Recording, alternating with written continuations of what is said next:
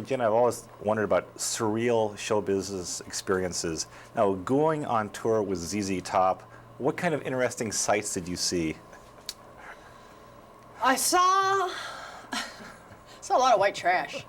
No offense to anybody, just I consider myself a little white trash. Just people that you just go, wow, you exist. Wow, wow, fascinating. And I love it. I'm not critical of it at all. I love it all. I love everything. All different sorts of personality types. I just find it interesting because as an actress, I use all of it. You know, I'm constantly looking for ideas of characters and stuff. So, saw a lot of people. Yeah. You know. When you were on stage dancing, I mean, did it just strike you as just being a little surreal, looking out into the crowd? Well, for me, I grew up as a dancer, so being in front of crowds was not surreal. Yeah. What was surreal was one of the last times I performed because I quit. I couldn't take it. I love performing, but just the lifestyle I couldn't manage at all. And I'm dancing, you know, kind of sexy to this song, Viva Las Vegas. And I look out into the crowd and there's like a 9, 10-year-old boy on his dad's shoulders, like right there. And I'm dressed kind of scantily, do you know what I mean, and being sexy. And I looked down, I saw this 9-year-old boy, and I was like, me, 9-year-old, no, not good. No, and I just kind of ended there. So that was sort of surreal because it just sort of hit me like, that is not what I want to be doing. What am I doing? Get out of here. So, but what was really surreal was winning the Golden Globe. That was like, oh my God, I've always wondered what this would be like. And then you're upstairs, you know, you're up on the stage and you're like shaking and trying to remember what, you know, your friend's name is. You know, you always know, but for some reason when you're up there, your mind just goes whoop, like blank. And you hope you get everybody. And that was really, it was exciting, but it was surreal. Yeah.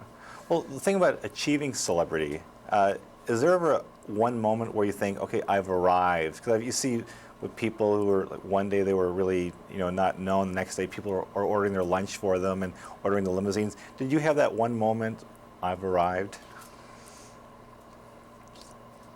I was staying in New York at a nice hotel last year. And I walked in, now this is just what hotel people do, but for some reason, I had just gotten there. So they didn't know I was, you know, hello, Miss Elfman. It was the Miss Elfman. It was sort of like, feel like a diva. You know, that was kind of, but I just liked the respect of that. But he was probably just being hotel doorman, so could have just been, hello, Miss Elfman, like that's what you say. The next person, hello, Miss Williams, hello, Miss Jones, hello, Miss Smith. But I was like, yes, I like that. But I don't know, I guess. Also calling and getting, I called Spago once after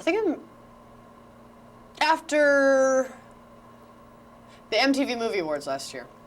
And it was kind of late and I was starving. And I fully name dropped myself.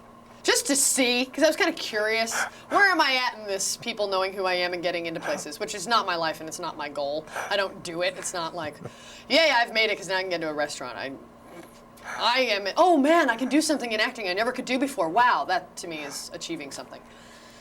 But I just had a wild hair up my butt, so I thought, yes, this is Jenna Elfman. There's a party for it. We're just so hungry. We're coming from the MTV. I mean, just nasty, disgusting, want to throw up at myself, name dropping.